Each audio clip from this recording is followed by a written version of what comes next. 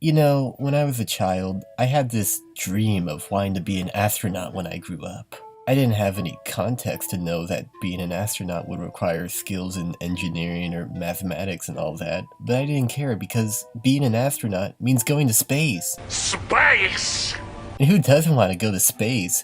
It's such a big wide area where you can see the whole world and other planets. That sounded like the coolest thing ever. Now that I'm older and more jaded and cynical, I can safely say I still think space is really cool, but going there must be scary as shit. I haven't really thought of that until I saw Gravity, but even then, I started thinking, you know, Sandra Bullock in that movie made a lot of stupid mistakes. You know who didn't make any mistakes in real life? Neil Armstrong and all the Apollo people. They know their stuff. They didn't have any fears or doubts or hardship to face at all. They are more than mere human beings. They went on the moon.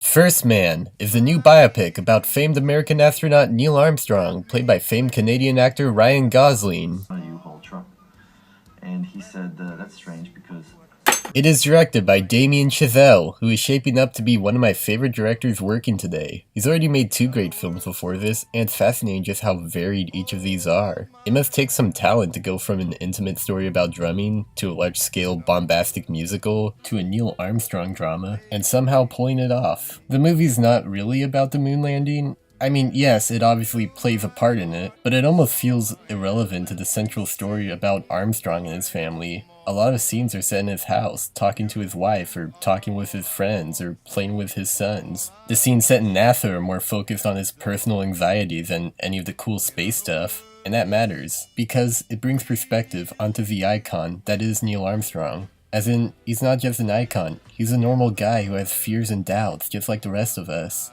And this might be Ryan Gosling's best performance. There's this really great scene early on that involves a very personal death, and it's just this long 40-second close-up of Armstrong crying, and it's effective as hell. That scene was a real downer. Every other performance, especially Claire Foy's, was excellent. The cinematography was great. I could tell that they used film cameras, and it really added to the look. All the scenes that involve being launched into space or being inside a rocket feel tense and nerve-wracking. The moon landing sequence in particular was really cool. I saw this in IMAX and the entire movie had these black bars at the top and bottom of the screen, except for this scene where it all opened up.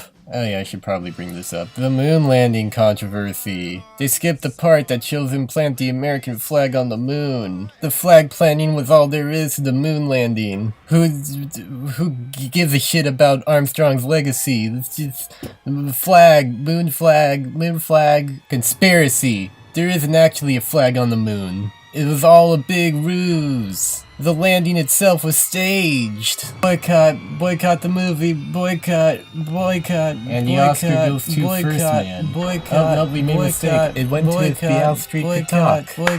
Boycott. Like, grow up, you dumbass babies. There are some scenes that fell a little bit on the repetitive side. Most of them are with his family and friends or associates that, while they are necessary for fleshing out characters, they feel a little samey, like they blend together after a while. Like it feels like 2 or 3 scenes of the same thing happening turn into one big scene in my head. It's also a pretty slow movie too. I think I prefer Whiplash and La La Land over this, as they both felt brisker and a bit more engaging to me. But that's not to downtalk First Man. It's still an immensely well-crafted film, and definitely one to see on the big screen. Well, if you see it in IMAX, the moon scene is probably the biggest showcase of that technology, but that's like a 5-minute scene near the end. I'd say you be the judge of that. 7, closer to an 8 out of 10.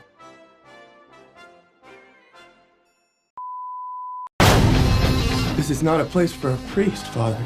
You shouldn't be here.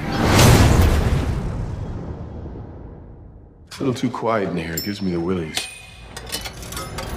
Bad Times at the El Royale is a noir mystery set in a hotel where 6 shady strangers spend the night holding secrets of their own. It was written and directed by Drew Goddard, who also directed Cabin in the Woods, a really good deconstruction of horror films. So I was fairly intrigued by that fact, as well as with the cast involved. And even though the reviews are kind of okay, I honestly had a lot of fun with this. More than I thought, actually. This feels kind of like the type of film Miramax would have made in the 90s, right off the success of Tarantino and Pulp Fiction. You got a non-linear storyline that focuses on anti-heroes at best, who each have some sort of shady agenda. One is a vacuum salesman, one's a Motown singer, one's one's a priest, one's this mysteriously sarcastic stranger, all among other strange residents. It's basically the Hateful Eight, as told by the Cabin in the Woods guy, and thankfully it is as cool as that sounds. There's a lot of interesting plot twists and surprises. The cinematography and late 60s set design looks really damn stylish. All the characters are really entertaining to watch, and each actor, especially Jeff Bridges and John Hamm, bring out a lot of personality in their roles. I guess if there's one character who I didn't like as much as the others, it would probably be Chris Hemsworth. He plays this crazy cultist who kind of becomes the main antagonist at a certain point, and while he's clearly having a lot of fun in the role, I didn't really understand his shtick.